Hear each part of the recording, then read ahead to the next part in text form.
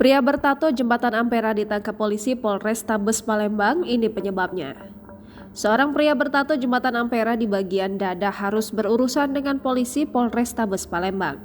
Ia diamankan saat sedang nongkrong dengan temannya di sekitar rumahnya yang berlokasi di Jalan Fakih Usman Lorong Jaya Laksana Kelurahan 3 4 Ulu.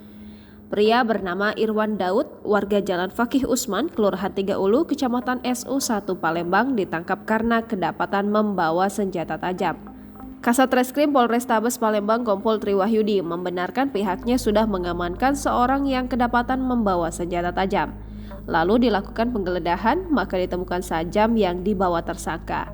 Pria yang kedua tangannya dipenuhi tato ini kemudian langsung digiring ke Mapol Restabes Palembang untuk mempertanggungjawabkan perbuatannya dan dilakukan pemeriksaan lebih lanjut. Tersangka dijerat pasal 2 ayat 1 Undang-Undang Darurat Nomor 12 Tahun 1951 JO, Undang-Undang Nomor 1 Tahun 1961 tentang membawa senjata tajam.